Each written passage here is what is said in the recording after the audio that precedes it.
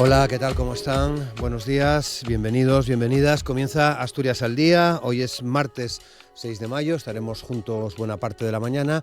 En esta primera parte analizando cuestiones que tienen que ver con la interparlamentaria que se va a desarrollar el próximo viernes, día 9 de mayo, con la situación de Colombia en el foco. De hecho, ya me acompañan hoy en el estudio varias personas que han estado recientemente participando de la delegación asturiana en Colombia. Son Cayetana Leonor Junquera, de Asamblea Moza, Juan Ponte, director de la Agenda 2030, Javier Orozco, que como saben es el coordinador del programa de atención a las víctimas en Asturias, y Javier Aljona, de Sol de Paz Pachacuti. Con ellos, como les digo, queremos charlar en torno a ese cuarto encuentro del Grupo Interparlamentario por la Paz en Colombia, apoyo solidario de parlamentarias y parlamentarios del Estado español frente a los desafíos para la paz en Colombia, que va a tener lugar el próximo día 9 de mayo, de 10 de la mañana a 2 de la tarde, en la Sala Clara Campoamor del Congreso de los Diputados en Madrid. Es un encuentro que en principio se va a estar dividido en dos sesiones. Por una parte, se abordará el contexto sociopolítico colombiano con las intervenciones de Carlos Rosero, que es ministro de Igualdad y Equidad de Colombia, así como con las defensoras de derechos humanos y del medio ambiente, Jessica Méndez Milena, Milena Flores, Gracie Solano y Deyanira Soscué. En la segunda sesión, la reflexión va a girar en torno al apoyo solidario que se puede ofrecer al proceso de paz desde el exterior, particularmente desde este grupo interparlamentario. Ya saben que durante los últimos 21 años, incluyendo el 25, de manera ininterrumpida, la sociedad civil asturiana se ha hecho presente en Colombia para recoger testimonios de la contraparte colombiana sobre la situación de los derechos humanos. Este año han estado allí una amplia delegación. Ya recordarán que hemos comentado cómo comentamos la previa antes del viaje y cómo fue ese viaje después, y hoy seguramente volveremos a escuchar algunos comentarios en torno a este viaje de la delegación, pero queremos hablar también de otras cosas. En 2015 los líderes mundiales adoptaron los 17 Objetivos de Desarrollo Sostenible, ODS, como parte de la Agenda 2030, un plan para abordar los desafíos globales más urgentes, desde la pobreza extrema hasta el cambio climático. El Pacto Mundial de la ONU España ha emitido un informe que aborda el estancamiento en el avance de los ODS. Hablamos del informe del año pasado, del año 2024. Ese informe evidencia que solo el 17% de las metas de la Agenda 2030 están en camino, con casi la mitad mostrando progresos limitados y más de un tercio estancando o retrocediendo. Esto subraya la necesidad de acelerar la acción empresarial en los ámbitos más críticos del desarrollo sostenible. Europa se ha fijado 2030 como el año para lograr su autonomía en defensa. El comisario europeo de Defensa y Espacio, Andrius Kubilius, ha lanzado un plan para que los Estados miembros gasten hasta 800.000 millones de euros en 4 años en el denominado rearme. Se habla de la necesidad de incrementar este gasto en defensa. Palabras del propio comisario, que dicen que si un país no invierte grandes cantidades de dinero en defensa, debilita al resto de Estados miembros. La defensa se basa en la solidaridad, y sobre el papel de España decía también recientemente que la OTAN planea elevar el gasto militar al 3% del PIB. España deberá encontrar la manera de aumentarlo. La pregunta es si es compatible el desarrollo de estos 17 Objetivos de Desarrollo Sostenible con esta política de rearme de defensa que estamos teniendo actualmente en Europa, sin perder de vista que también el próximo día 9 es el Día de Europa. Se va a celebrar la conmemoración de la Declaración Schuman. Las instituciones europeas en España y numerosas entidades van a organizar actividades para todos los públicos durante la Semana de Europa. Este año, en el que se cumple el 75 aniversario de la declaración, el deporte será protagonista a través de una campaña, El Deporte con Europa, que cuenta con la colaboración del Parlamento Europeo, la Comisión Europea y el Consejo Superior de Deportes. Y ligado al Día de Europa, que es el próximo 9 de mayo, próximo viernes, añadimos otra información, y es que para el día 11 está convocada en la Puerta del Sol en Madrid una concentración bajo el lema Por una Europa social y democrática, una iniciativa impulsada por diversas organizaciones de la sociedad civil que busca movilizar a la ciudadanía en defensa de los valores fundamentales de la Unión Europea frente a las amenazas internas y externas que enfrenta el proyecto europeo. Y también hoy queremos tener espacio para buscar opiniones en torno a otro asunto que enlaza perfectamente con todo lo que les he venido contando desde el arranque del programa, y es que nos imaginamos que muchos de ustedes saben que 16 personas, 12 de la tripulación y 4 participantes se encuentran actualmente en un barco que se llama Conscience, un barco de la Flotilla de la Libertad de Gaza, que el pasado 2 de mayo de madrugada fue atacado por drones en aguas internacionales frente a las costas de Malta. La coalición de la Flotilla de la Libertad está negociando con las autoridades maltesas, quienes hasta el momento no han permitido al barco acceder a puerto y ni siquiera llevar comida y bebida para las personas que están a bordo. El objetivo de esta flotilla es llevar ayuda vital a Gaza. Estaba anclado en la zona contigua junto al límite de las aguas territoriales de Malta, una zona donde la Convención sobre el Derecho del Mar reconoce la libertad de navegación. En un comunicado, el colectivo Juristas por Palestina refleja que este acto de violencia presuntamente estatal de Israel constituye una flagrante violación del derecho internacional, en particular del derecho de los derechos humanos, el derecho del mar y del derecho internacional humanitario. Estos son los mimbres con los que hoy construimos el programa Asturias al Día, y con la opinión, como les decía, de las personas que ya me acompañan en el estudio, a quienes saludamos en cuestión de segundos. Asturias al Día, con Roberto Pato. Y con Amor Argüelles en el control de sonido, saludamos a Cayetana Junquera de Asamblea Moza. ¿Qué tal, Cayetana? ¿Cómo estás? Acércate al micro, por favor. Buenos días, Roberto. Bienvenida de nuevo al programa. Muchas gracias. Muchas gracias por participar. Javier Orozco, coordinador de la plataforma de ayuda a las víctimas en Asturias. ¿Qué tal? ¿Cómo estás? Pues muy buenos días, muy contento de volver a Asturias después de estar en Colombia 3 meses. Decía plataformas del programa de atención a las víctimas. Programa asturiano de atención a víctimas de la violencia en Colombia. Gracias Javier. Javier Arjona, Sol de Paz Pachacuti, ¿qué tal? ¿Cómo estás? Buenos días, Amor. Buenos días, Roberto. Y Juan Ponte, director de la Agenda 2030. ¿Qué tal, Juan? ¿Cómo estás? Muy buenos días. Buenos días, muchas gracias por venir de nuevo al programa. Bueno, quería comenzar pidiéndoos opiniones y argumentos sobre esta interparlamentaria que se va a reunir en el Congreso de los Diputados el próximo viernes, el próximo día 9 de mayo, pero antes ya hemos hablado, como decía, de las conclusiones de la delegación asturiana en su viaje a Colombia, pero me gustaría conocer la opinión precisamente de Juan Ponte, que participaste en esta delegación junto con Cayetana y otras personas. ¿Qué te traes de ese viaje, Juan? Sí, lo primero que quiero decir es que para mí fue verdaderamente un honor participar en esa 21ª delegación asturiana en el proceso de verificación del cumplimiento de los derechos humanos y de la paz en Colombia, porque me dio pie también para destacar o subrayar algunas de las medidas que me parecen fundamentales del gobierno de Gustavo Petro en Colombia en defensa de la naturaleza y en defensa de los derechos de las clases trabajadoras y en definitiva de los derechos humanos.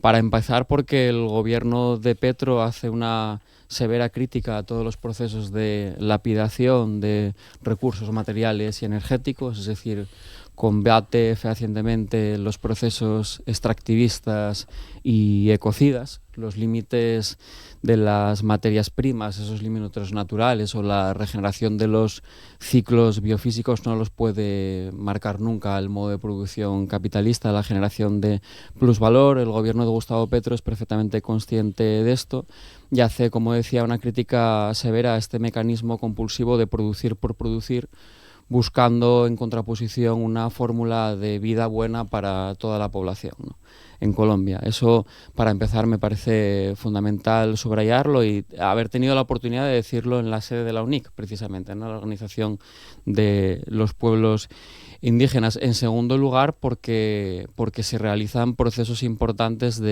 o al menos se intenta, ¿no?, en la medida de las posibilidades, dada la correlación de fuerzas, de distribución equitativa de la riqueza y del patrimonio, ¿no? En tercer lugar, porque se hace ese reconocimiento explícito de la importancia de los colectivos afrodescendientes, de la población indígena y también el papel destacadísimo que tienen los sindicatos en representación de la clase trabajadora. También el papel y el liderazgo del empoderamiento femenino, el reconocimiento de la diversidad LGTBIQA+ en el país. Y también para mí destacadamente es muy importante ese equilibrio, esa conjugación dialéctica que busca el gobierno de Petro entre el papel que debe cumplir por un lado el Estado siendo promotor, ejerciendo un rol activo en esa distribución equitativa de recursos sin protección a la naturaleza, con los comunes, digamos, con la protección comunal en los territorios por parte de los campesinos, de las mujeres afrodescendientes, de los sindicatos, como decía, en la protección de esa biodiversidad y de todos los materiales y todos los recursos energéticos que tienen. En ese sentido, yo creo que hay que huir del eurocentrismo, ir desde Europa pues diciendo a otros países, en este caso a los latinoamericanos, lo que tienen que hacer y buscar también aprender en una situación que por lo demás es endiablada, como se sabe, ¿no? Entonces, en síntesis, digamos que un honor participar en esa delegación para aprender y buscar también esa interconexión entre lo que estamos haciendo aquí para combatir el cambio climático y la transición energética y lo que se está haciendo allá, ¿no? Desgraciadamente, lo que ocurre es que cuando se persigue la transición energética y buscamos que la transición energética sea justa aquí en el norte global, generalmente se hace sacrificando el sur global, y eso es lo que amerita una reflexión profunda. Bien. Cayetana, ¿a qué conclusiones llegas después de este viaje? Pues en primer lugar, siento muchísimo agradecimiento de poder haber participado en esta delegación, dar las gracias tanto a Orozco como a Arjona y a todas las personas que nos recibieron en el territorio, que nos dieron la palabra, nos contaron lo que estaban viviendo. Y pues una de las conclusiones más importantes, yo creo que saco, sobre todo desde AMA, perteneciendo a una asamblea de juventud, es la tremenda movilización y la fuerza de los jóvenes que hay en Colombia, algo que conocíamos de oídas, pero que cuando estuvimos en el territorio fue increíble ver la fuerza a pesar de estar en una situación de riesgo extrema, o sea, en la que su vida corre peligro. Y cabe, personalmente a mí me gustó mucho, ¿no? Conocer el Movice, que es el movimiento de víctimas de crímenes de Estado, en el que participa una serie de jóvenes increíbles con una fuerza tremenda. Y otra de las cosas que me saco en conclusión, que es un poco por donde comentaba Juan también, esa tendencia a salir del antropocentrismo en el que vivimos metidos en Europa, ¿no? Y esa conexión con la tierra, con el agua, entre ellos incluyendo también a las personas que trabajan, ¿no? A los campesinos, trabajadores, pescadores, mineros y esa defensa del territorio. Bueno, Javier, ¿cómo están las cosas? Se supone que en breve van a llegar compatriotas tuyos para participar en esta nueva etapa del programa de atención a las víctimas, ¿no? Sí, estamos en el trámite administrativo del visado para 4 personas que están pendientes, las otras ya están autorizadas, las otras 2, para que puedan venir al refugio asturiano. Volver a mi país siempre me genera mucha alegría, y luego volver, una mezcla muy compleja, porque uno vuelve a enraizarse, bueno, porque tengo aquí la familia, pero es muy importante lo que está ocurriendo en Colombia. Lo que encontramos es un país que está bien llevado en la economía, un país que está creciendo económicamente, un país que está cumpliendo sus obligaciones internacionales y un país en el que es evidente que las rentas del petróleo, las rentas del café, de las esmeraldas, de las flores, las bonanzas económicas que ha habido, no se han reinvertido en la población. Es decir, un país que crece económicamente y en el que la redistribución del ingreso y la renta es muy baja. El gobierno de Gustavo Petro lo que está intentando, y lo diferencia de gobiernos anteriores, básicamente es que se ha planteado muy en serio que gran parte de la violencia colombiana es estructural, es decir, que se origina en una inequitativa concentración de las tierras, la renta y el ingreso. La diferencia entonces es que estamos frente a un gobierno que quiere construir Estado social, mientras que antes solo se hablaba de guerra y se hablaba de seguridad. Ahora se habla de seguridad humana, de proteger los pueblos, de producir alimentos y de evitar que Estados Unidos meta las manos y las narices en todo lo que se defina en Colombia, porque gran parte de la guerra colombiana ha sido financiada con préstamos de Estados Unidos, algo de lo que hablaremos aquí también más tarde, de lo peligroso y malo que es endeudarse para hacer guerras y no endeudarse para resolver los problemas de la casa. Ahora bien, es cierto que el conflicto armado colombiano se ha expandido a nuevas regiones, sobre todo llevado de la mano del tema del narcotráfico, de manera que hay un problema de seguridad, hay una percepción de crecimiento del conflicto y hay varias mesas de paz en curso. Todo es muy complejo, pero al final es muy sencillo. Hay en este momento en Colombia la prioridad de proteger la vida, hay que aprovechar esa enorme organización juvenil y del campesinado y de los indígenas para transformar positivamente los territorios. De manera que al volver lo que encontramos, y así lo dijo la delegación asturiana, es que a pesar de la violencia contra la dirigencia social, nos han matado más de 1.000 personas desde la firma del acuerdo de paz. Personas que son sindicalistas, defensoras del medio ambiente, dirigencia indígena y comunal, a pesar, digo, de semejante nivel de agresión. Ese es un país en movimiento. La gente no está dispuesta a que la riqueza se quede en pocas manos y a los demás les digan que se queden quietos porque movilizarse es ilegal. Hasta el gobierno está llamando a movilizarse para que Colombia construya Estado social. Eso es muy, muy esperanzador.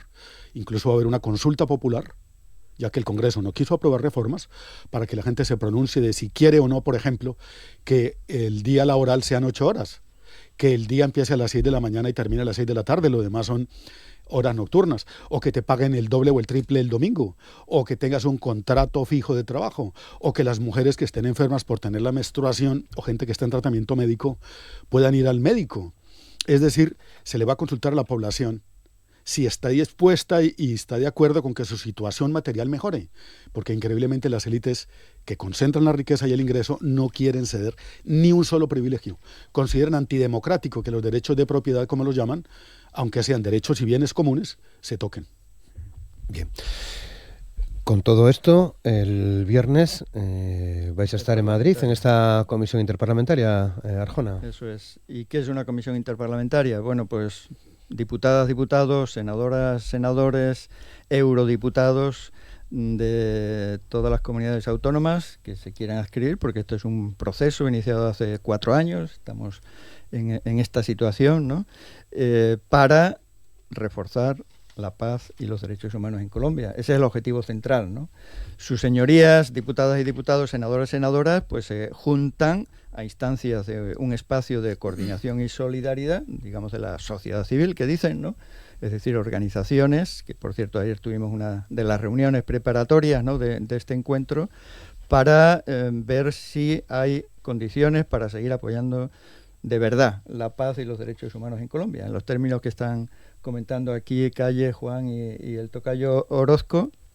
Consideramos, después de que también ha habido, parece ser, un 1 de mayo muy multitudinario en todas las ciudades de Colombia, exigiendo esa consulta popular, ¿no? que está mencionándose y mostrando la fuerza, ¿no? de la gente obrera, pero también de los pueblos indígenas, que cuando se movilizan no es media hora, ¿no?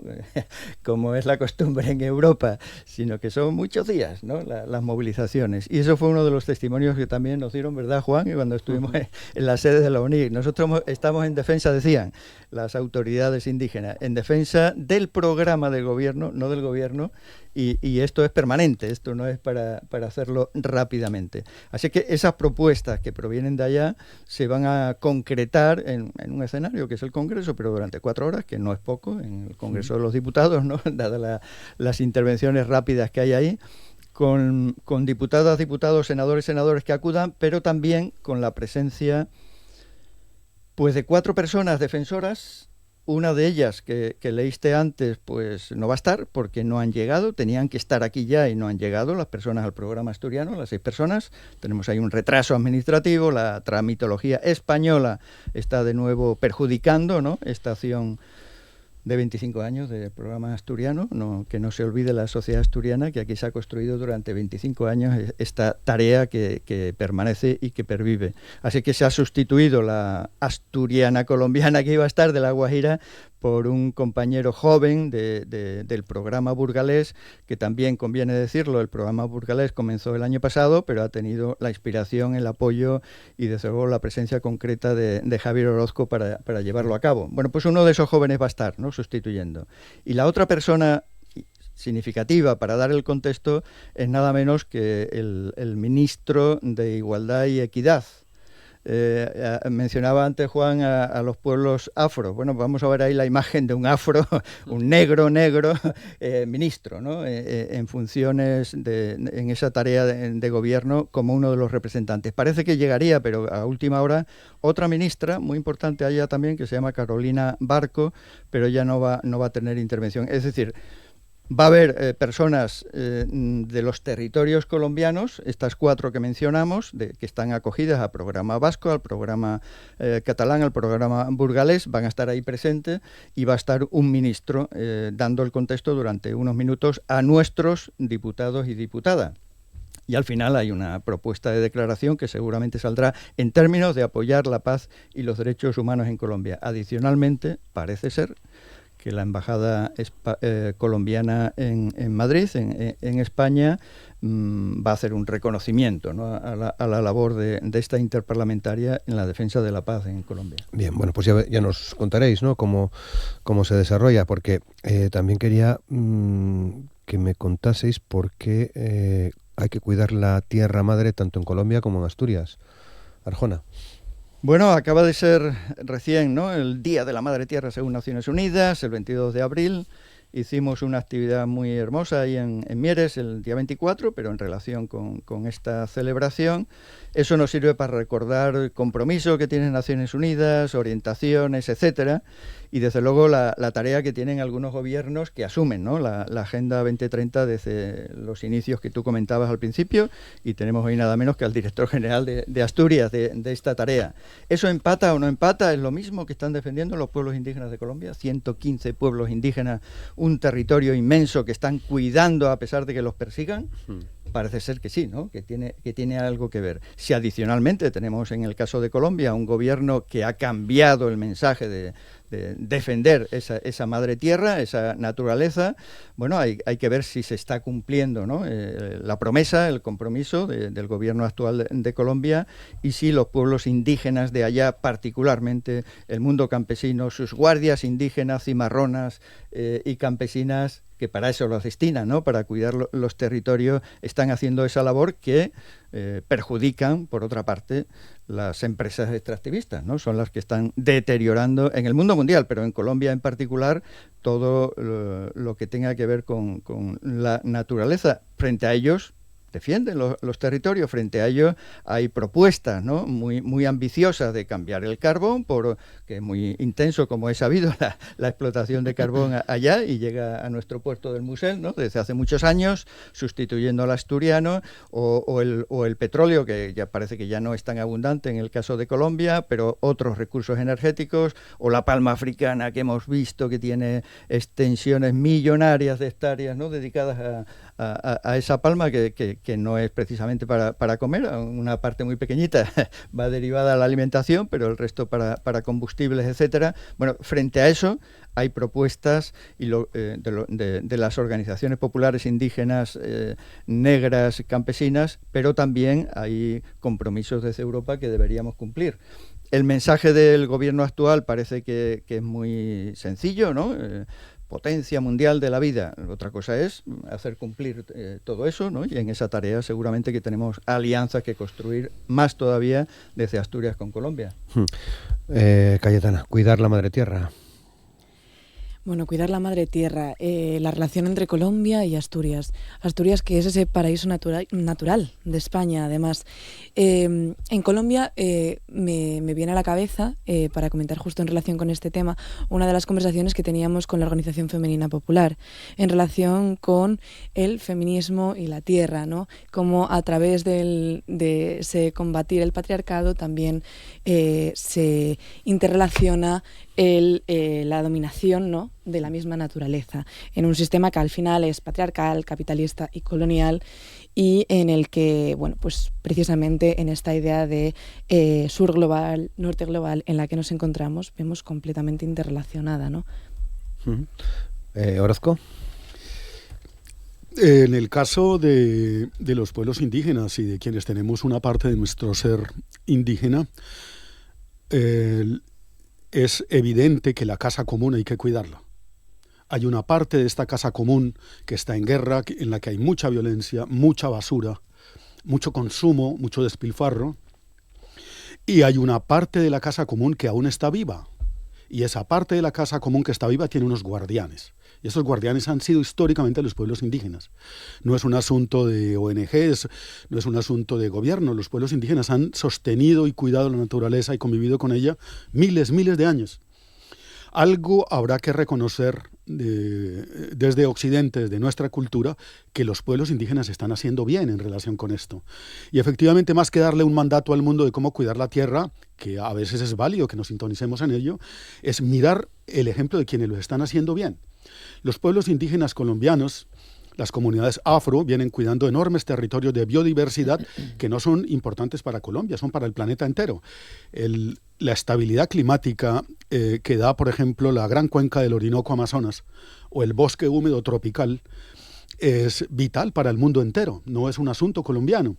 La Agenda 2030 y el tema ambiental está absolutamente ligada a quienes protegen de manera efectiva la madre tierra, que no son las multinacionales. Hay que dejar claro que nosotros en Colombia no le creemos nada a ninguna multinacional verde. No hay multinacionales verdes, por lo menos en Colombia no. Y yo retaría a quien quiera, en términos muy amistosos, a que me nombre una multinacional respetuosa del medio ambiente, de la vida y de los pueblos. Entonces estamos en el plan de hacer todo lo posible por cuidar la madre tierra para toda la humanidad, siguiendo con humildad el ejemplo de los indígenas, que básicamente es reducir el consumo, no combatir, no hacer violencias, no tener armamento y buscar la manera de vivir en armonía con la naturaleza.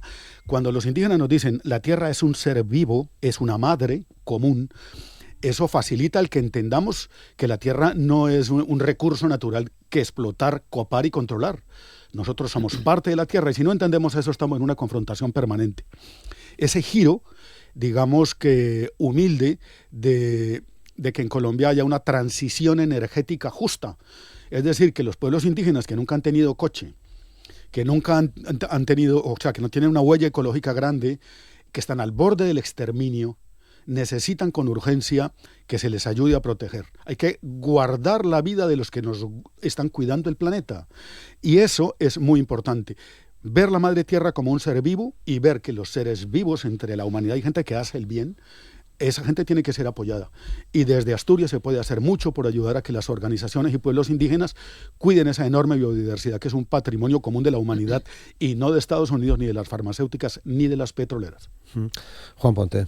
Sí, es importante entender que la naturaleza no es un escenario o un telón de fondo que reúna un conjunto de entes pasivos para el dominio de los seres humanos. Esta es la perspectiva occidental que parte de una dicotomía entre la naturaleza y la cultura que debemos refutar por completo, porque lleva a concebir, como decía, la naturaleza como una especie de despensa de la que extraer indiscriminadamente recursos naturales y energéticos.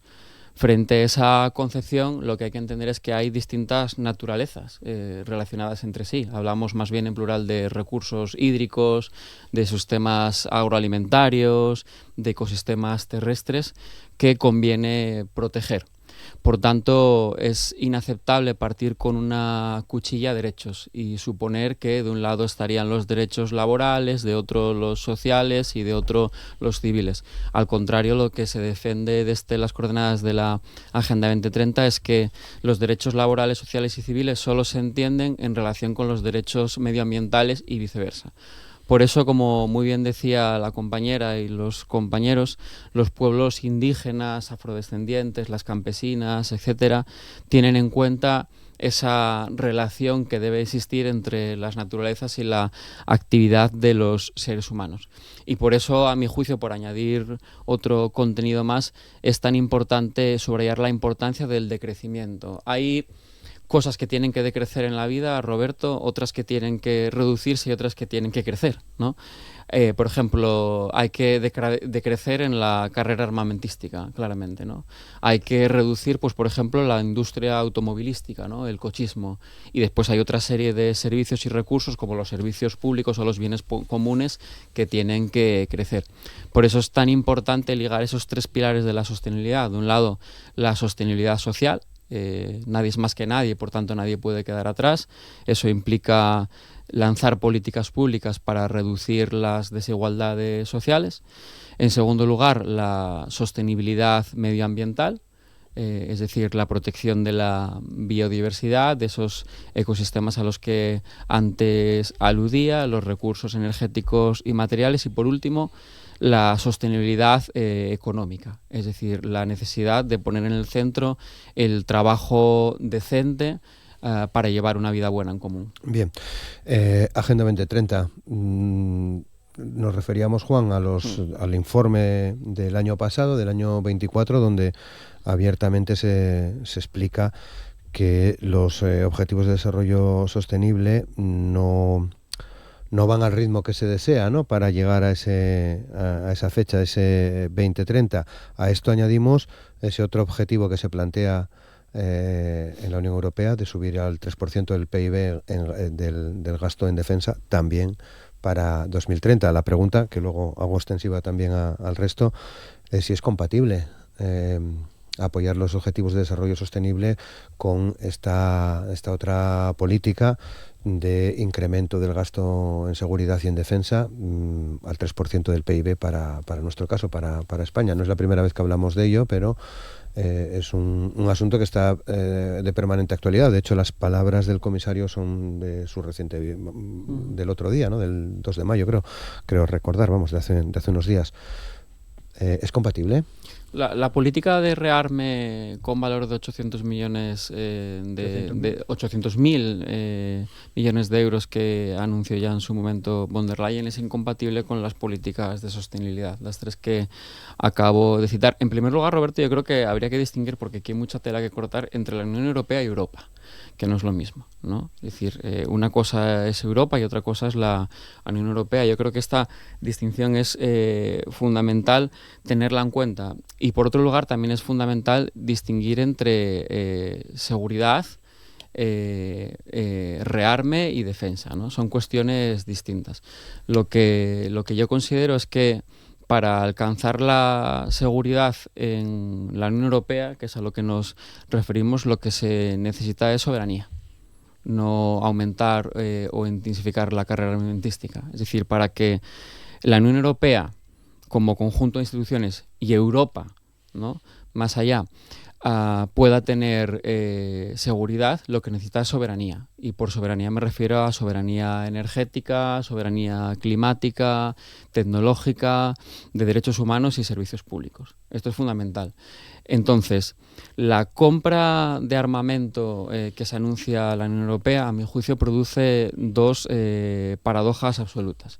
En primer lugar, la siguiente, que es que se busca la independencia respecto a Estados Unidos, ¿no?, supuestamente por mor de la seguridad, cuando en realidad lo que se consigue es mayor dependencia, siendo vasallos y lacayos de los Estados Unidos, puesto que la compra de armamento se hace en un 60% a empresas de Israel, del Estado de Israel y de Estados Unidos. Eso no implica mayor seguridad, sino más bien aumentar la escalada militar y por tanto más riesgo e incertidumbre. La segunda paradoja fundamental es que todo ese armamento, esa munición, se está poniendo en manos de la extrema derecha incubada y que se desarrolla en la propia Unión Europea, en el seno de la Unión Europea. Por tanto, esto hay que tenerlo meridianamente claro. Es decir, me estoy refiriendo a que la Unión Europea son, entre otros, pues los gobiernos de países pues como Italia, Hungría, Polonia, Finlandia. Fijémonos en los resultados de la primera vuelta actualmente en Rumanía. Entonces, insisto, tengamos en cuenta esa doble paradoja o contradicción que se produce con el programa de rearme que anunciaba von der Leyen. Por un lado, insisto, nos hace más dependientes, más lacayos de Estados Unidos y por tanto más vulnerables, ¿no? Y por otra parte, pues es generar más munición a la extrema derecha. Frente a esto, ¿qué planteo en línea con la Agenda 2030 y sus preceptos o sus líneas de sostenibilidad social, medioambiental y económica? La seguridad. Y la seguridad no pasa necesariamente o forzosamente por el rearme. La seguridad es otra cosa. La Unión Europea lo que tiene que buscar es la soberanía energética y eso implica un plan industrial verde, es decir, hay que redirigir la economía de la Unión Europea, a mi juicio, a la producción de bienes que sean social y ecológicamente útiles. Eso implica la relocalización productiva en los territorios donde hemos sufrido procesos de fallida reconversión industrial, como es el caso de las comarcas mineras en Asturias. Es decir, orientar, insisto, la economía de la Unión Europea a la producción verde, a un plan industrial verde. Y eso exige una banca pública. Por ejemplo, si vamos a hablar de seguridad, eso exige una banca pública para que pueda haber innovación investigación y desarrollo. Y eso implica una progresividad fiscal financiera. Es decir, que los que tengan más de verdad paguen más. Y por tanto eso implica, pues por ejemplo, la imposición de una tasa Tobin para las transacciones financieras. O eso implica, por ejemplo, mayores impuestos, gravámenes para las altas y las grandes fortunas, ¿no? Todo eso sí generaría seguridad en la Unión Europea. Otro ejemplo, soberanía tecnológica y digital. Ahora de repente abrimos un ordenador y descubrimos que todas las aplicaciones, programas, etcétera, son de empresas estadounidenses, israelíes, etcétera. Bueno, pues ahora es verdad que se están dando pasos positivos en el seno de la Unión Europea para hacer nuevos programas que sean europeos. Eso genera seguridad, ¿no? Entonces, insisto, la seguridad no pasa por el rearme o por la militarización, sino más bien por buscar esa soberanía. Yo creo que la palabra clave es la soberanía energética, tecnológica, digital e industrial. Cayetana. En relación con este tema, comentar la labor magnífica que están haciendo las compañeras del Consello a través de Asturias por la Paz y que al final abogar por la paz de ninguna manera puede significar defender la guerra, ¿no? Al final la historia nos lo ha mostrado, el siglo pasado ha sido un siglo cargado de guerra en el que sabemos que la posibilidad de que suceda solo supone un aumento de la pobreza, de la violencia, de las violaciones de los derechos humanos, del retroceso de las libertades y los derechos y políticas sociales. Desde la juventud, claro, yo soy de una generación que se ha creado con el Día de la Paz en el cole, dibujando palomas de la paz, leyendo poesía, de una manera que ahora de repente Europa nos está diciendo que vayamos a la guerra, ¿no? Que nos preparemos para la guerra. Entonces, claro, crea un clima de miedo, de incertidumbre. La gente también, es cierto que, sobre todo los jóvenes, nos cuesta quizás más posicionarnos, pero es súper importante la participación de la juventud en este tema, porque es un tema de riesgo que estamos viendo, que se ve a día de hoy todavía en el mundo, como la guerra y la violencia solo generan más violencia, ¿no? Y más guerra y muerte. Orozco. Lo que voy a comentar a continuación lo hago desde el cariño que le tenemos a Asturias y a España y a Europa. Y porque venimos de guerras sucesivas en mi país, en nuestro país, en Colombia. Endeudarse para matarnos es muy mal negocio. Eso solo le sirve a los que venden las armas. ¿Quién le va a vender las armas a Europa? ¿Es obligatorio comprar armas? No, no es obligatorio. Europa puede y España pueden decidir que no. España y Europa se están actuando como potencia subordinada, están entendiendo que deben hacer lo que Estados Unidos mande. Y pregunto a la audiencia, ¿es Estados Unidos un socio fiable después de que ha dejado a Europa colgada de la brocha y a España misma? En muchísimos temas. Estados Unidos no es un socio fiable.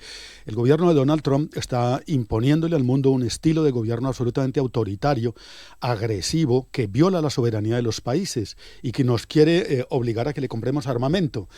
Efectivamente, el tema es si vamos a seguir subordinados al interés general del aparato industrial y militar de Estados Unidos, que quiere ampliar su negocio de la guerra, o si vamos a ampliar, como decía Juan ahora, la soberanía de los pueblos para poder enfrentar de manera conjunta y de manera civilizada un asunto de seguridad.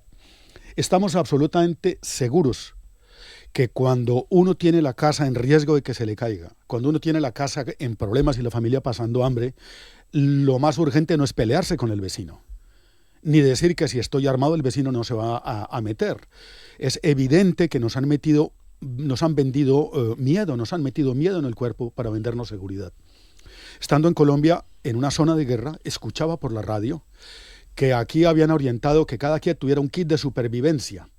Me parece ridículo que los gobiernos manden a la gente a meter un bollo preñado en la mochila y 1 litro de agua y una linterna, cuando realmente el problema no es de kit de supervivencia. Es que los gobiernos pueden autónomamente decidir no ir a la guerra, no comprar armamento, no seguir detrás de lo que ordene Donald Trump y los aparatos que están acostumbrados a vendernos la guerra. La guerra al final es un negocio. Estamos seguros de que ni Ursula von der Leyen ni cierta gente de otros partidos que están muy alebrestados con la guerra van a mandar a sus nietos. Por lo menos yo tengo hijos y nietos aquí. Ni uno solo de mis hijos y nietos seguramente va a ir a la guerra, porque venimos huyendo de eso. Y le decimos a la gente de aquí, ya olvidaron lo que pasó aquí en la Primera y Segunda Guerra Mundial. Es necesario que se repitan dictaduras de extrema derecha armada, como pasó hasta hace poco, que no se puede ni preguntar quién mató a quién porque se enfadan aún.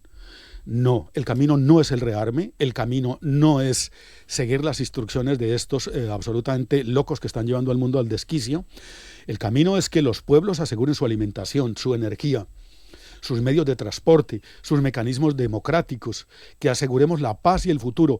Tan poquita gente joven hay en Asturias como para mandar gente a la guerra. Tenemos un problema poblacional muy serio. Esta mañana lo oí aquí en la radio antes de llegar. ¿Qué gente se va a mandar a la guerra? Vamos a traer soldados latinoamericanos y colombianos para que peleen la guerra de Europa, como está haciendo Estados Unidos con mercenarios colombianos en Irak, en Afganistán, donde quiera que se meten. Más de 37 guerras en los últimos 40 años ha hecho Estados Unidos. En alguna de esas guerras hubo y hay en este momento democracia y estado de bienestar. Donde quiera que meten la mano, misilísticamente hablando, generan unos problemas más serios de los que había.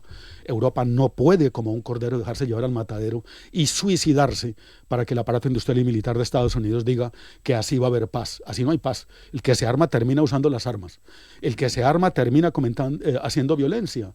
Por favor, un poco de sensatez. Redistribuir el ingreso, mejorar la situación de la gente, asegurar la salud, que la quieren privatizar en Europa y particularmente en España, asegurar la educación. Eso es mucho más importante que andar comprándole misiles al aparato industrial y militar de Estados Unidos, o al aparato industrial y militar francés, o al aparato industrial y militar alemán. Que la industria militar europea compre y fabrique armamento va a generar riqueza para los europeos. ¿Desde cuándo comprar aviones genera riqueza para la población? Denme un solo ejemplo de que comprar armamento redistribuye riqueza. Concentra la riqueza y concentra las decisiones estratégicas en los grupos de poder que ya tienen al mundo bajo un chantaje. Si no hacemos las guerras que ellos mandan, no somos democráticos. Si no hacemos las guerras y compramos el armamento que ellos dicen, no estamos por la paz. Aquí hay que ser bien matón para que le den el certificado de pacífico. Aquí hay que insubordinarse, aquí hay que ser insumiso frente a la violencia impuesta. La prioridad de los pueblos no es la guerra. La prioridad de los pueblos es la vida de la naturaleza y la vida de la gente que viene detrás de nosotros. Esto no puede seguir siendo, digamos, el corral del que llevan ovejas para el sacrificio. Estados Unidos, ni la gente que está por la carrera armamentística absolutamente demencial, nos van a llevar comida a las casas. Miremos por nuestros hijos, por nuestra tierra, no miremos por los intereses de los que nos quieren llevar al matadero. Arjona. Sí, es un disparo en la línea de flotación de la Agenda 2030 y de todos los proyectos de conservación de la vida, ¿no? El rearme europeo y mundial que todas las instancias, los institutos de estudios para la paz están mostrando en los datos. Y eso tiene consecuencias. Claro, en términos guerreristas nos tienen rodeados, ¿no? 800.000 millones por allá para la guerra. 10.000 millones en España, anuncia el presidente español, el presidente de gobierno. ¿Cuánto se dedica a la Agenda 2030, ¿no? en términos comparativos? ¿Cuánto dedica Europa a defender la vida en la propia Europa y en otros territorios? Eso hay que compararlo en los términos que están diciendo la compañera y los compañeros, pero también en resultado. Ayer la Junta General del Principado celebraba el Día de la Libertad de Prensa, ¿no? Que fue el día 3, pero lo celebraron ayer. Estuvimos ahí escuchando al periodista Alberto Amaro, mexicano, acogido por un programa de Amnistía Internacional. Estuvimos escuchando las cifras de resultados de guerras. En el caso mexicano no es una guerra abierta, pero es una guerra donde el narcotráfico y el control de las empresas extractivistas utiliza la guerra contra los periodistas en ese caso, ¿no? Pero en el caso de Palestina, ahí se dijo, ¿no? Dijo el presidente de Amnistía Internacional de Asturias, lo dice Naciones Unidas, lo dice hoy Reporteros Sin Fronteras, que una organización que consideramos bastante conservadora, ¿no? 213 periodistas palestinos asesinados en el escenario del genocidio, ¿no? que está ocurriendo ahora mismo. Hace 2 días volvieron a expulsar 2 periodistas del Sáhara, ¿no? Se reportan ahí, creo que son como 322 periodistas expulsados. No es lo mismo expulsar que asesinar, ¿no? Como en el caso de Palestina, pero la libertad de prensa derivada de una guerra, en el caso de Marruecos contra el Sáhara, o el genocidio en Palestina, o el resto de las guerras que estamos mencionando. Decías tú, Roberto, al principio que se está convocando en Madrid. posiblemente también se convoque en Asturias este jueves. Vamos a ver si se concreta, ¿no? Hoy había, no sé si habéis echado un vistazo a alguno de los que incitan a esa concentración. Nicolás Sartorius, conocido, ¿no?, por el sindicalismo y por la política, ¿no?, por sus acciones. Está invitando a expresar a la gente europea frente al rearme, frente a esa situación a la que nos quieren abocar. Nos tienen rodeados, parece ser, en términos de guerra, pero la resistencia tiene que ser heroica y constante para defender la Agenda 2030, para defender a los pueblos frente a esas guerras, y esa movilización tiene curso en Asturias a través de Asturias por la Paz, como mencionaba antes Calle. ¿Compartes ese criterio de la movilización del próximo día 11, posiblemente el jueves 8 también aquí? Sí, completamente. Yo creo que el debate tiene que darse en torno a cuál es el modelo de Europa o de qué Europa estamos hablando, porque si no, no se entiende nada. Nos referimos a la Europa de las vallas, de las cuchillas, de las concertinas, de las devoluciones en caliente, de las desapariciones en el Mediterráneo, en Canarias, que de alguna manera recuerda a la Festung Europa, la Europa fortaleza de la que hablaban los nazis. Esa idea de Europa se incuba aquí, ¿no? O nos referimos a una concepción de Europa pensada desde un keynesianismo militar. Me refiero a esa concepción que está también en una parte de la izquierda, ¿no?, que yo critico, según la cual pues la inversión militar, ese gasto militar, implicaría una mejor situación fiscal que podría redundar en mayor inversión o mayor gasto social. Y esto se demuestra históricamente que es falso. Esto no es así. Y además se trata de negarse a que el miedo, la violencia sean el motor realmente de la economía, ¿no? Es algo verdaderamente contraproducente. Tampoco se trata de defender un pacifismo que se mantenga solo a la escala ética y que no piense en soluciones políticas. Es decir, lo que queremos es los desiderata, los deseos de paz de cualquier persona, o queremos la consecución material de la paz. Yo creo que se trata de lo segundo. Queremos la consecución material de la paz y eso implica hacer política. Entonces, hacer política para la seguridad de toda la Europa, ¿no?, desde el Atlántico a los Urales, que es como hay que pensar, y la seguridad de la Unión Europea, no paso, insisto, lo vuelvo a decir, por el rearme o la escalada militar, sino por la soberanía, por esa soberanía energética, climática, tecnológica, industrial, digital, a la que anteriormente aludía. A mí lo que me preocupa muchísimo, Roberto, es lo siguiente, es que vuelve a ponerse, digamos, encima de la mesa la noción alemana de Lebensraum, la idea de un espacio vital. Hay un espacio vital para una raza privilegiada, ¿no?, que necesita, por tanto, pues perpetrar una serie de genocidios, de guerras, de invasiones militares para hacer una limpieza étnica en unos casos, o para dominar el planeta en general, ¿no? Esa es una idea que prende claramente actualmente con Vance y con con Trump en los Estados Unidos, ¿no? Es la idea de que hay una raza privilegiada que requiere un espacio vital. Y así se explica, pues, por ejemplo, el genocidio en Palestina, etcétera, etcétera, ¿no? Entonces, pasamos de una fase capitalista neoliberal en la que se pensaba que para el buen o el correcto funcionamiento del mercado se necesitaban las tradiciones, las costumbres religiosas y la familia, ¿no?, que era la concepción neoliberal, a una concepción necropolítica, es decir, una política de la muerte que consiste, reitero una vez más, en suponer que hay un espacio vital necesario para el desarrollo de una raza, por supuesto blanca, por supuesto de hombres, de varones, privilegiada, que ha de dominar el mundo. Y si no se entiende esto, no se explican pues las políticas de Donald Trump, etcétera, etcétera. Cayetana. Pues estoy completamente de acuerdo con todo lo que dicen mis compañeros. Al final, lo que se solicita no es un pacifismo quieto, sino la solicitud de nuevos mecanismos que abran caminos que pueden ser desconocidos para generar acuerdos y para llegar a la paz, y que la solución no sea invertir en armas, que ya sabemos lo que sucede con ello. Y que además sabemos quiénes son quienes se benefician. Es un grupo muy concreto y que por casualidad también es quien genera y quien incentiva que se generen estas guerras, ¿no? Orozco. Pues creo que Europa merece la paz. Estoy absolutamente seguro de que el camino, de nuevo, es el de la soberanía de los pueblos, de nuevo es el de no ser ingenuos. Nos están diciendo que comprando armamento compramos seguridad. ¿Hoy es el mundo más seguro que antes? Pregunto. Después de semejante carrera armamentística de las últimas décadas, es que el armamentismo no viene solo con Trump. Hace tiempo que Estados Unidos está en una carrera armamentística y otros países y otras potencias están dedicando muchísimo dinero a la guerra. Eso ha puesto al mundo al borde de una guerra mundial. Nunca, eso sí que es ingenuo, creer que armarse todo el vecindario va a asegurar la paz. Estados Unidos es un país donde casi todo el mundo va armado. Mire qué cantidad de matazones diarias hay en los institutos, en los colegios, en las calles. Y hay pena de muerte. ¿Acaso la pena de muerte ha disuadido de matar gente?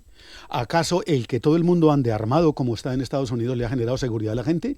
Si no tomamos ejemplo de eso, no vamos a entender que lo ingenuo es creer que comprarle armamento a los poderosos nos va a generar seguridad a los débiles. Lo ingenuo es creer que el pacifismo es sentarse a esperar y a orar. Mucho más allá de orar y de pedir y de espiritualmente sintonizarse con la paz, lo que hay que hacer es entender que el pacifismo es diálogo, es política, es diplomacia, es llegar a acuerdos. Incluso si los gobiernos no pueden, los pueblos podemos ponernos de acuerdo. Hay regiones del mundo en donde los gobiernos decretan guerras y los pueblos deciden la paz. Los pueblos indígenas de Colombia dan ejemplo de eso. Ellos han dicho, el gobierno de Uribe nos metió la guerra hasta la tráquea. Nosotros no vamos a permitir gente armada en nuestro territorio. Y han echado de sus territorios a muchísima gente armada, porque de eso depende que la comunidad conserve su cultura, su cosmovisión y protejan el medio ambiente. Hay caminos diferentes a la guerra. No es cierto que armarse resulte en seguridad y en paz. Eso es falso. Si todo el mundo se arma, si todo el mundo se venga hasta que quedemos ciegos y hasta que no quede ninguno. Esa no es la consigna. La consigna es defendamos al planeta, defendamos la ciudadanía, defendamos el Estado de Derecho, el Estado social, defendamos la salud, la educación, defendamos las pensiones, defendamos la vida. No sigamos detrás y a rebufo de quienes quieren llevar a un despeñadero para forrarse más. La muerte será un negocio, pero no es nuestra opción. Bien, y un último asunto, ya con cierta brevedad, el ataque a la Flotilla de la Libertad en aguas maltesas. Aquí cerquita, ¿no? Esta vez. Es decir, tanta contemplación, tanta negativa de los gobiernos europeos a rechazar el genocidio y obviamente se envalentonan cada vez más y nos llegan más cerca, ¿no? Este ataque ha sido documentado, el relato periodístico también fue cuestionado, ¿no? Todo el día de la acción de estas bombas que lanzaron ahí desde drones israelíes, hasta que Israel no dijo hemos sido nosotros, parece que se ponía en cuestión, ¿no? Lo que decía nuestra gente que estaba allí testigo. Eso forma parte del relato del sionismo y del genocidio en toda Europa y particularmente en el país que dicen que es el más poderoso, Alemania, que es el que más vende armas a Israel después de Estados Unidos. Eso hay que tenerlo en cuenta. Lo hemos tenido aquí ahora, entonces, hubo el sábado una concentración de urgencia en delegación de gobierno, la gente respondió bien, la gente asturiana, y ahí hay una demanda, ¿no? España debe romper relaciones con Israel. España debe no tener ninguna relación comercial. Hay una convocatoria para el 17 de mayo. El 17 de mayo es Eurovisión. Todavía sigue lavándose la cara el genocidio en esa instancia europea. Que se sepa, Israel no pertenece a Europa. Sin embargo, bueno, pues hay una acción en la playa de San Lorenzo a las 7 de la tarde en relación al rechazo a que Israel esté lavándose la cara de su matazón intensa de palestinos ese día. Y hay una convocatoria por parte de la plataforma Solidaria Asturias con Palestina para el 24 de mayo, en esta ocasión de manifestación, y que será en Mieres. Muy bien, bueno, pues lo anotamos. Llegamos al final del programa. Juan Ponte, director de la Agenda 2030, muchas gracias por participar con nosotros. Muchísimas gracias, un placer. Javier Arjona, muchas gracias. Por si fuera poco, Roberto, sí, tenemos ahí una provocación que ha salido en los medios estos días. El día 22 están llegando a Asturias a una acción de propaganda gente con prontuarios criminales muy demostrados. Desde Aznar a Pastrana, a Iván Duque, a Calderón, a Quiroga de Bolivia. Frente a eso también va a haber respuesta. Cayetana Junquera, muchas gracias. Muchas gracias, Roberto. Decir, por último, para concluir, que, como veíamos en Colombia, la vida es sagrada y nuestra lucha tiene que ser por la vida. Y Javier Orozco, muchas gracias.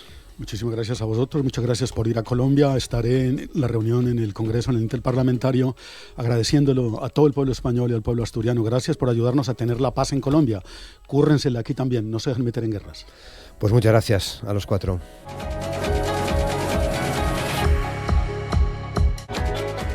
46 setmana de les lletres asturianes entamaven les actividades el pasado viernes 2 de mayo, ayer lunes 5 de mayo faciense ya el acto institucional de inauguración de esta 46 setmana de les lletres asturianes en Valmonte, en la Casa Concello, en el Ayuntamiento, porque como muchos de vosotros sabréis, este año, esta semana está dedicada a Xosé Álvarez Pin. Vamos a hablar de ello, vamos a hablar con Antón García. Antón, ¿qué tal? ¿Cómo estás? Buenos días. Buenos días. Bueno, encantado de acompañaros aquí. Muchas gracias, Antón, por estar con nos para hablar de esta semana de les lletres, 46 semanas ya. Pues sí, sobre todo teniendo en cuenta que yo tuve en la primera, ya llovió un poco lentos para acá. Sí. ¿Y ayer qué tal el acto institucional en Valmonte? Pues la verdad que muy bien, porque contamos, por supuesto, con el apoyo de la corporación, del ayuntamiento, el alcalde y toda la gente del concello, pero también con muchos concelleros, los viejos compañeros de PIN, del Concello de Asturias de Madrid, muchos de ellos están vueltos a Asturias a vivir, pero hay gente que se desplazó desde Madrid, donde vive habitualmente, para rendirle homenaje a esta persona, ¿no? A Xosé Álvarez, que representó realmente mucho para la cultura asturiana en general, pero también para esos vides personales. Claro. Bueno, va a hacer un acto en Madrid, ¿no? Sí, tenemos previsto el miércoles de la semana que viene hacer en el Centro Asturiano un homenaje a PIN también, pero también un poco a todos los emigrantes, a todas las personas que emigraron y que tuvieron, a pesar de la distancia, como hizo PIN, el compromiso con Asturias y con la lengua asturiana. Que hicieron asturianía. Asturianía, se dice, sí. Yo creo que hay una palabra muy guapa que representa ese compromiso con Asturias a pesar de la distancia. Claro. Bueno, tengo entre les manes el libro de esta semana de les lletres, Xosé Álvarez Pin, Asturias siempre, donde, como facéis, o se venía haciendo en otras ediciones, una serie de xente escribe sobre la figura de Xosé Álvarez Pin, que podemos decir que es un de los máximos exponentes de la literatura asturiana, precisamente en la diáspora, ¿no? Sí, claro, realmente cuando pensamos en rendir homenaje a Xosé Álvarez, dímonos cuenta de que con él, de alguna manera, lo que estábamos haciendo era rendir homenaje también a toda la gente, a todas las generaciones de personas que contribuyeron desde la emigración y a veces desde el exilio a enriquecer la literatura asturiana con su compromiso. Pin fue un escritor, un narrador de la primera generación del Surdimiento, un de los pioneros, adelantóse incluso a los de la su generación escribiendo en asturiano, y hízolo siempre, porque realmente, por decir que nació en Cigüedres y murió en Cigüedres, pero el resto de su vida pasólo bien en Argentina, donde emigró con la madre, y cuando vuelve otra vez para España, en Madrid, donde se asentó y donde tuvo toda la vida, ¿no? Entonces, bueno, lo que queremos es también dedicar a la emigración pues esta semana de les lletres, personalizándola en Xosé Álvarez. Claro. Nunca se había hecho nada coincidiendo con la semana para la emigración, ¿no? Hombre, para la inmigración sí, yo creo que llevamos 46 semanas, hubo muchos semanas y hubo momentos en los que se hicieron cosas con los centros asturianos, sí. Pero realmente yo creo que ya es la primera vez en que se faen publicaciones, ¿no? En concreto, en este libro que tienes en Esmanes, hay de ellos artículos sobre lo que representó la inmigración tradicional, el mundo del inmigrante.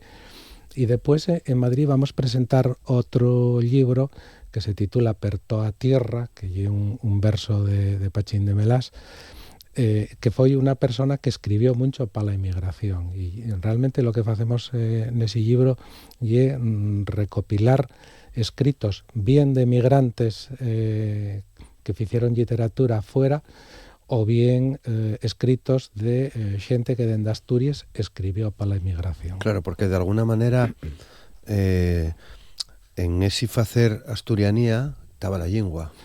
La lingua é un componente moi importante, y sobre todo na inmigración del siglo XIX, buena parte de los escritos esenciales de la literatura asturiana escribiéronse para la inmigración. Por poner un ejemplo, la primer novela que tenemos en asturiano, la de Enriqueta González Rubín, El viaje del tío Pacho el Sordo a Oviedo, está dedicada a los inmigrantes del otro lado de la mar, por ejemplo, ¿no? Los cuentos de Pachín de Melás están dedicados también a los asturianos del centro asturiano de la Argentina, no sé si el de Rosario, no me acuerdo ahora muy bien. Pero Marcos del Torniello escribió para la emigración, y de alguna xente como Nolón, Perfecto Fernández Usatorre, escribieron na emigración, llegaron a estrenar obras de teatro en Habana, por ejemplo.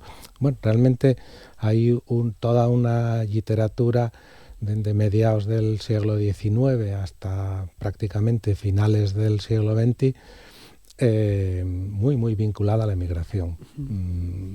En concreto, por ejemplo, la prosa asturiana sin el facer de la emigración iba a ser muy distinta. Vale, que la xente que tenga este libro, que se entrega el viernes, mercando libro, música asturiana, ¿qué escritor se va a topar? La xente que non tenga ninguna referencia de quién lle Xosé Álvarez Pin. Bueno, Pin foi un escritor que empezó siendo lo que conocemos en literatura como el escritor emigrante, el escritor militante. En 1974, Concello Bable, cuando pone en marcha esta asociación, lo que pide a la xente de Asturias es escribir en asturiano, ¿no? Y uno de los que responden a ese llamado es Xosé Álvarez, que se pone a escribir como militante, pero resulta que enseguida trasciende esa militancia para purrirnos una obra curtia, non é moi larga, pero moi interesante. Primero porque Pin, que é una persona autodidacta, é un gran lector de literatura y consigue trasladar a las obras que fai esa pasión por la lectura, ese conocimiento que tiene, ¿no? Y después lo que escribe, sobre todo, las sus propias vivencias o las vivencias de la gente que como él emigró. Tiene un cuento que a mí me parece fundamental, para entender la literatura de los años 70, 80, que lle Fíos de Naide, que lle precisamente un relato muy autobiográfico de él cuando emigra, de la vinculación que tiene con la emigración, pero también cómo recupera la vinculación con Asturias a pesar de la distancia. Y yo creo que en ese sentido es muy paradigmático de la literatura de esos años. Y después, en el resto de escritos, suele reflexionar sobre la cultura asturiana, suele también reflexear su esmolición por cómo la cultura asturiana pues va menguando poco a poco, y bueno, él siempre fai llamamientos a la sociedad para que se involucre más, para que digamos recupere la lengua y les señas de identidad de la cultura. Caí aquí en unas cuantas fotos de Pin o de otra xente en Madrid a finales de los años 70, facía mucho por el país, ¿no? Claro. Bueno, en la fiesta del Bollo de Madrid, ¿no? Sí, en la Casa Campo. Casa Campo. Claro, Él crea en 1976 una asociación que se llama Concello de Asturias en Madrid, que lo que fai é recoller les inquietudes de bona parte de la emigración estudiantil asturiana en Madrid.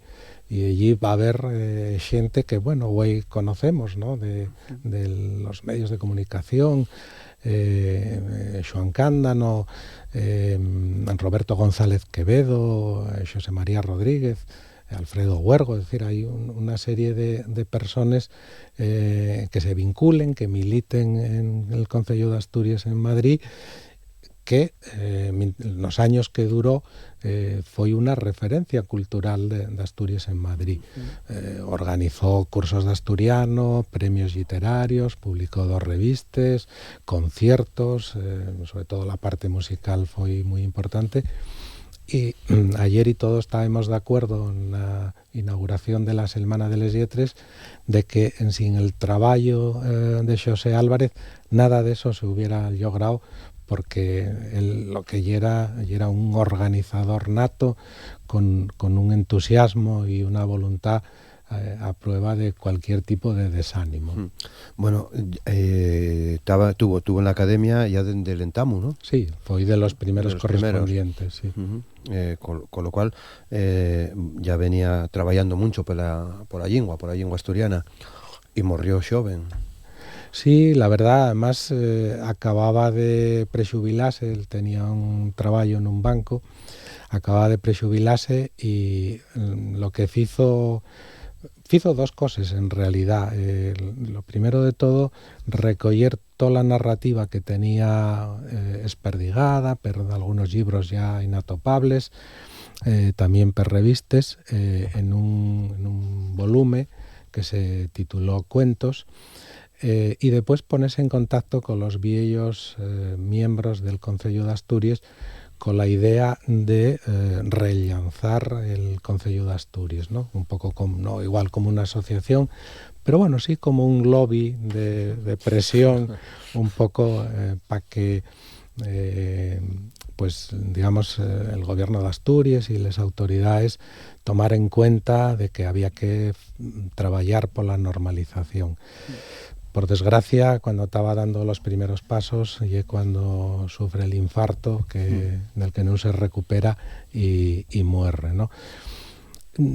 Yo creo que sería importante destacar que, aparte del trabajo narrativo de Pin, que es lo que amerita que dediquemos la Semana de les Lletres, hizo también un trabajo de recuperación de vocabulario del so concello natal, del concello de Miranda, que editó la Academia de la Lengua después de que él morriera, pero es un trabajo verdaderamente importante por la cantidad y la calidad del léxico que recuelle, ¿no?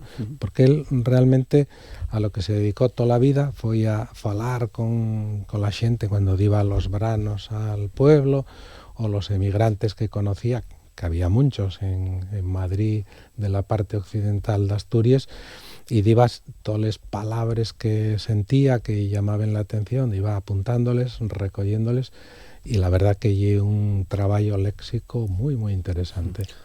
Hubo ahí una generación, Antón, de la que también en la que también creo que estás tú, o que te meto yo directamente, que trabajó mucho en la recopilación de Yesicu y claro. Del que ahora nos seguimos nutriendo. Claro, bueno, realmente yo creo que agarramos, los que ya tenemos cierta edad, un momento muy interesante que tuvimos la suerte de conocer a falantes patrimoniales muy, muy buenos. Yo, la verdad, que conviví algunos años con mi abuela, que no falaba más que asturiano, no sabía otra lengua. Y era muy guapo sentirla, ver los mecanismos del idioma, y yo como Pin también me dediqué a apuntar las palabras o xiros que ella usaba, que me llamaban mucho la atención, y que después pasen a la creación literaria a la menor oportunidad. Bueno, claro. Además del libro, hoy de noche, a las 11:30 de la noche, va a emitirse un documental precisamente en TPA sobre la figura de Xosé Álvarez, sobre la figura de Pin, que también forma parte de las actividades que se ponen en marcha en esta Semana de les Lletres, actividades que ocupen toda la semana, lo que nos queda per delante. Ocupen toda la semana y la que viene. Y algo más. Y un poco más. Sí, bueno, realmente yo creo que hicimos un programa bien completo en homenaje, ¿no? Tenemos las dos publicaciones, la que se va a regalar el día de les Lletres Asturianes, tenemos la que se va a presentar en Madrid también, per toda tierra, y después también publicamos un poco como homenaje a les Lletres neonaviego, un muy guapo libro de poemas de Conchita Álvarez Lebredo, una escritora de la zona de Tapia de Casariego, El equilibrio delicado del fonámbulo, que vamos a presentarlo el sábado que viene, por la tarde, en Tapia, precisamente, con la autora. Vale. Hay un programa de lo más amplio y en distintas, como bien siendo normal, en distintas localidades, ¿no? Sí, sí, la verdad, hoy por la tarde, por ejemplo, en la Biblioteca d'Ubieu, lo que vamos a hacer es presentar el Asturias Siempre, el libro que regalamos, y también vamos a tener la oportunidad de ver el documental que emite después la TPA de Nueche, ¿no? La estrena, digamos, de Xosé Álvarez y el Concello de Asturias en Madrid. Pero después tenemos también actos como el miércoles por la mañana, el acto de reconocimiento a los ganadores de los certámenes escolares que convoca la Consellería de Educación. En fin, un montón de actividades, incluyendo también los actos que fai la rede de normalización lingüística nos concellos, Mieres, Avilés, Corbera, la Mancomunidad de la Sidra, Cangas del Narcea, etcétera. Bueno, un libro, como vienen siendo tradicionalmente, con la participación de mucha gente que se esmera por contar aquí muchas cosas que tienen que ver o que se fan al rodio de la figura de Pin. Sí. Coordinado por Arantxa Margolles, si no me equivoco. Arantxa Margolles, digamos, el alma de esta Semana de les Lletres. La verdad que el trabajo de ella fue impagable para que esto saliera todo adelante. Y prestábame, a propósito del libro, tener un recuerdo para David Rivas. David Rivas fue concellero también del Concello de Asturias en Madrid, y el año pasado ya nos pusimos en contacto con él para que participara en la Semana esta de les Lletres, en el homenaje a Pin, al su amigo Pin, pero por desgracia a finales de año, en el mes de Aviento, murió, y estaba previsto que él hiciera un artículo para este libro, pero no pudo ser. ¿Salen alguna semilla? Bastantes semillas, ¿no? De ahí 40 años, y en alguna del año pasado, digamos, de los preliminares para poner en marcha este homenaje. Bueno, una figura importante también, la de David Rivas. Por supuesto, sí. Un año, bueno, bien a la cabeza también Damián Barreiro. Damián Barreiro, sí, y también Xulio Ramos, el cantautor, que también perteneció al Concello de Asturias. Me parece que lo vi también en una foto. Sí. No está siendo un buen año en ese sentido. Bueno, alguna cosina más, Antón. En Semana de les Lletres coincide que en la Xunta Xeneral está la ponencia para la reforma del Estatuto. Claro. ¿Cómo lo ves? Bueno, yo creo que es un momento muy importante y es la primera vez que la Xunta Xeneral tiene que manifestarse o tomar posición, digamos, sobre la reforma del artículo 4 del Estatuto. Y bueno, y es verdad que es posible que no dean los números para que esa reforma salga adelante, pero lo que es verdad es que en este momento hay una mayoría amplia, no suficiente, pero una mayoría a favor de esa reforma y de la oficialidad del Estatuto. Y es la primera vez que eso se da también en el panorama institucional asturiano, y yo creo que es importante ese dato. De todas maneras, hay que llegar a la votación y que todo el mundo se explique, y y ponga el voto na urna, claro. Bueno, tiene el valor que tiene, lo que te voy a decir, pero que lle como cada vez ves más gente moza participando de las cuestiones que tienen que ver con la lengua. Dende yo creo que si algo nos permite ser optimistas y es la apuesta que fai la mocedad por el asturiano y en favor de la oficialidad. Y es verdad que con el paso del tiempo lo que estamos perdiendo falantes patrimoniales, que desde luego eso es una gran desgracia, pero a cambio, según pasa el tiempo, lo que estamos ganando y cada vez xente con un criterio más claro y más a favor de lo que lle la lingua y el proceso de normalización. Perdemos falantes, ganamos conciencia. Bueno, pues 46 semana de les lletres asturianes, entamó ya el viernes 2 de mayo, ayer fue el acto institucional, hoy tenemos la estrena del documental Xosé Álvarez y el Concello de Asturias en Madrid, a las 7 de la tarde en la Biblioteca de Asturias y después podrá verse a las 11:30 de la noche en TPA, y así todos estos días que queden de semana y de la que entra también con más actividades que diremos comentando. Tenemos que dejarlo aquí, Antón. Muchas gracias. Gracias, un placer acompañaros. Muchas gracias.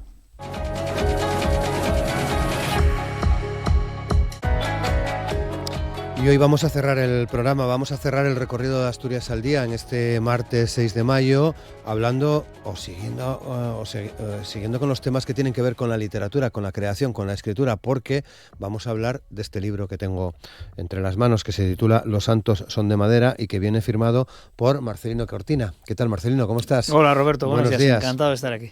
Escritor, ¿sí? del Entrego, sí, se con intenta. Prácticamente ya rodando el libro desde hace... Sí, un par de meses. Un par de meses, ¿no? Un par de meses. Bueno, sí, desde marzo. Desde marzo. Sí. Los santos son de madera. Sí. Novela negra. Sí. ¿Es como podríamos definir el trabajo? Sí, es una novela negra que responde al esquema clásico de la novela negra. Hay, obviamente, un asunto policial. El protagonista es un inspector que es del Entrego y que trabaja en la comisaría que atiende la zona. Sí. Es el segundo libro ya, digamos, de la serie. El año pasado saqué el primero y bueno, ya con el mismo protagonista. Y aparte de la trama policial, pues bueno, es novela negra porque se engancha mucho con la zona, con la cuenca, con el ambiente, en fin, con las personas. Hay personajes ficticios y hay personas reales de la época, ¿no? Estamos hablando del año 81. Entonces, bueno, al final sale ahí un mix, claro, que responde al arquetipo de la novela negra clásica, ¿no? Con un comisario de apellido Bédavo. Sí, es inspector. Inspector de apellido Bédavo, que ya aparecía también en tu primera novela. Sí, correcto. En blanco y negro. En blanco y negro, efectivamente. Sí. Bernardo Bédavo es el protagonista indiscutible. No, está rodeado de más personajes importantes en su vida y en su trabajo también, pero sí, él es el protagonista. Es un chico muy joven. En el año 81 tiene 26 años. Esto es 3 años después de la primera novela. Él era más joven todavía entonces, claro. Y bueno, pues nada, es un inspector un poco rarín, ¿no? Un poco raro para la zona, raro para el trabajo policial también, porque aplica métodos extraños, ¿no? En aquel momento. Bueno, primer misterio para mí en la portada es una imagen de Santa Bárbara. De Santa Bárbara, efectivamente. Acabo de identificar por la torre, ¿no? Por la torre, efectivamente. O sea, que tiene que ver con la mina también. Tiene que ver, claramente. Sí, esto, yo la verdad que estoy agradecidísimo a Juan Carlos Laviana, el periodista y escritor, porque fue el que bautizó, cuando leyó la primera novela, bautizó el género, el subgénero, como noir minero, ¿no? Sí. Y efectivamente, es novela negra, ¿no? Es ambiente minero, bueno, por todos lados, claro. Hace muy buena crítica Juan Carlos Laviana. Sí, la verdad, ¿no? Que sí. No nos conocemos personalmente, pero sí. Y sois del Entrego los dos, Somos, ¿no? del Entrego los dos, sí. Es verdad, él es un poquito mayor que yo, me lleva unos años, y no coincidimos, porque claro, cuando él llegó al instituto yo todavía no había llegado, cuando él se fue a estudiar fuera yo llegaba al instituto, es decir, no nos conocemos, nunca nos conocimos, ¿no? Sí. Pero claro, tenemos muchos amigos comunes, claro. Y incluso familia, ¿no? Bueno, que ya dice, creo que lo leí en Zenda. Sí. Ya dice que no te conoce, con lo cual no te conoce personalmente, no. Por lo tanto es objetivo en el en la crítica del libro y en la creación de ese subgénero, ¿no? Sí, yo pienso, hombre, espero que sí, claro, yo creo que sí, Juan Carlos no, es objetivo, no sí, tiene sí, ninguna... sí. Yo por otros trabajos que he leído suyos... Claro, sí, yo creo que efectivamente, pues bueno, le gustó, le atrayó la manera en la que la novela discurre, en las dos novelas, ¿no? Cómo se trata la cuenca, cómo se trata el entrego, cómo se tratan los personajes, y sí, la verdad que yo estoy encantado con la crítica, con lo que escribió. Claro. Noir minero. ¿Ya hay un noir vasco? Parece que sí, sí. Es importante el grupo de escritores vasco-navarro, si quieres. Bueno, a ver si conseguimos hacer desde aquí, digamos, fuerza también para que esto suene un poco más, ¿no? En el ámbito literario. Bueno, lo tuyo va un poco más lejos, porque también leía en una entrevista que te hizo David Orihuela en La Nueva España, el titular: mi aspiración es poner el entrego en el mapa de la novela negra. Sí, bueno, esto es sí. Está bien, ¿no? Sí, hombre, grandes objetivos y luego, pues oye, se alcanza lo que se pueda, claro. Bien. Sí, la verdad es lo que yo quería decir en esa entrevista era hasta más ambicioso, si quieres, ¿no? Porque yo quería poner al entrego en el mapa de cualquier cosa, en el mapa, ¿no? Pero bueno, de la novela negra también, claro. También, claro. Sí. Qué bien. Que, bueno, creo que no te gusta desvelar mucho de la novela, lo cual me parece muy bien. O sea que tendrás que contarnos lo suficiente para enganchar, ¿no?, a la gente que quiera meterse en tus historias. Los santos son de madera negra, son de madera, perdón. Es novela negra y hay asesinatos. Claro. Y hay un policía que se apellida Bédavo, como el pueblo de El Entrego. Exactamente. Que investiga qué es lo que pasa, ¿no? Justo, exactamente. Sí. A ver, desvelar obviamente no se puede desvelar mucho, porque si no, no puedes matarle la intriga al lector, ¿no? Pero bueno, efectivamente, la novela, los asesinatos que se producen muy al principio de la novela, ahí no se desvela nada, ¿no? Ciertamente el móvil, el arranque de la novela son los asesinatos, ¿no? Hay un asesinato en El Entrego, el policía, el que en la comisaría en aquellos años le asignan los homicidios, es siempre Bernardo, como el hombre tiene la cuestión de que todos piensan que le gustan los muertos, ¿no? Y a él no le gustan los muertos nada, ¿no? Lo que pasa es que lo que le gusta es investigar y dar con los culpables, ¿no? Y efectivamente, muy poco después de este primer asesinato que él empieza a investigar, que se produce en El Entrego, se produce otro en Gijón bastante similar, lo cual inquieta bastante. Él lo sabe de casualidad, porque se lo comenta la Miguela, ¿no?, que es una chigrera del Entrego que existió en realidad, la Miguela, y está leyendo La Hoja del Lunes. Estaba al lado del tren, ¿no? Al lado de la estación del Langreo, ¿no? De la FEBE. De la FEBE, correcto. Y la Miguela pues le comenta: ay, por Dios, hubo una chica muerta y tal. Y claro, Bernardo se le enciende la bombilla y va a indagar también a ver qué pasó en Gijón, ¿no? Por la similitud entre los dos asesinatos. Claro. Y ahí arranca todo. El libro es toda la historia de ver cómo resolver el caso o los casos, ¿no? Bueno, hablamos del año 81, ¿no? Del principio de la década de los 80. La chica que muere... la primera de las chicas que muere es toxicómana. Sí. Claro, te metes en un terreno, entiendo, Marcelino, que nuestra generación conoció muy bien. Claro, efectivamente. Nosotros llegamos al instituto en esa época, ¿no? Totalmente, sí. Yo en el 81 tenía 16 años.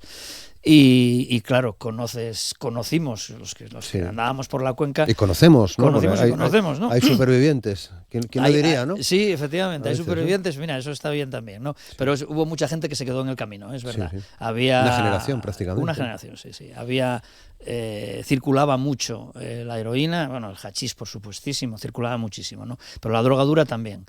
Y bueno, pues nada, claro, esto existió, era así, era una zona deprimida, una zona complicada y bueno, pues efectivamente la toxicomanía pues había, ¿no? Y había bastante. Sí. Claro.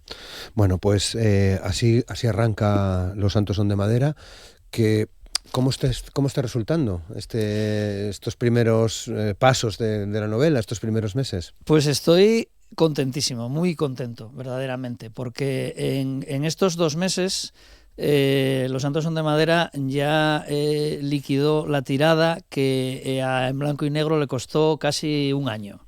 Es decir, está resultando muy no sé, muy atractiva para el lector, se está moviendo bastante bien, y eso que todavía no ha habido presentaciones públicas hasta la fecha, ¿no? Más allá de entrevistas en medios y tal, las presentaciones públicas empiezan ahora en mayo, ¿no? Porque no hubo forma de prepararlas antes, ¿no? Claro. Entonces estoy muy, muy contento, la verdad que sí. Yo, bueno, creo que empieza a haber ahí una pequeña mini legión de fans que les gusta la historia, lo que le pasa a Bernardo y a sus amigos, claro, y la historia. Y sí, va muy bien, va muy bien. Porque ¿cómo es? Decías, tiene 20 y pocos años. Sí.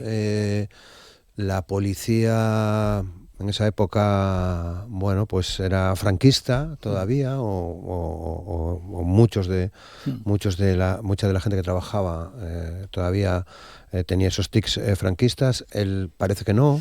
Claro. De hecho, creo que no había, esto lo leí en alguna entrevista, creo que en la entrevista de La Nueva del otro día. Sí. No había tenido contacto con la Brigada Político y Social, que también actuaba en la Cuenca, claro, como en otros sitios, ¿no? Sí, pero ¿cómo es este personaje? ¿Cómo es este Bernardo Veda? Bernardo es un hombre bastante particular, ¿no? Efectivamente, yo quise crear un personaje que se distinguiera por muchas cosas, ¿no? Desde el punto de vista profesional, a ver, Bernardo se aprueba la oposición para inspector de policía en el año 76. Es decir, Bernardo ya está muerto Franco cuando Bernardo se convierte en policía, ¿no? Es un chico que estudió criminología. Él acabó la mil y estudió criminología, un instituto que había en Madrid, que eran 2 años, y después pues aprueba una oposición y entra en el cuerpo de inspector de policía, ¿no? Él, claro, llega sin prejuicios, no tiene el enganche que los policías veteranos tienen con la político-social, con todo los años de dictadura franquista, ¿no? Él llega limpio y con otras ideas diferentes, no tiene esa problemática. Todavía efectivamente no hay Constitución, todavía no estamos en el año cuando él empieza a trabajar, pero ya digamos que no le preocupa eso, ¿no? De hecho, cuando alguien le dice, ay, tú eres de la secreta, dice, no, ¿qué secreta? Soy inspector de policía, es un trabajo, ¿no? No hay secreto en esto, ¿no? Yo trabajo de esto, ¿no? Sí. Entonces, bueno, él es así, y claro, y eso le pasa factura pues con sus jefes, con otros policías veteranos que son digamos vieja escuela y muy, bueno, pues tienen todo el pack completo de defectos, ¿no? Claro. Él es así, como policía. Luego, como persona, también es bastante particular. Y tiene que investigar estos casos en una zona como el Entrego, donde no había muchos amigos de la policía. Claro, sí, eso es así, eso es tal cual así. Él es nacido en el Entrego, lo que pasa que, bueno, él en la adolescencia marcha del Entrego porque se queda huérfano, sí, y, bueno, luego vive años fuera y tal, y luego pues vuelve cuando abren la comisaría que abrieron en el Entrego en el 78, que duró muy poquito, pues luego la pasaron para Langreo ya. Vale. Pero bueno, hubo una comisaría 13 meses. ¿Sí? Ah, no sabía eso. Sí, eso se cuenta en la primera novela. Vale. Bueno, entonces él vuelve al Entrego cuando se abre esa comisaría y ya se queda en la Cuenca, ¿no? Entonces, efectivamente, claro, el ambiente lo conoce, lo recuerda. Él se fue con 15 años, él recuerda perfectamente cómo era aquello y la poca gracia que la policía hace en general, y la Guardia Civil quizás peor todavía, ¿no? El Entrego en aquel momento no era territorio policía, era territorio Guardia Civil. El cuartel de la Guardia Civil del Entrego. Claro, de eso duró unos cuantos años más todavía. Bueno, total, que efectivamente, bueno, pues él desarrolla su trabajo en ese entorno, él sabe lo que hay, ¿no?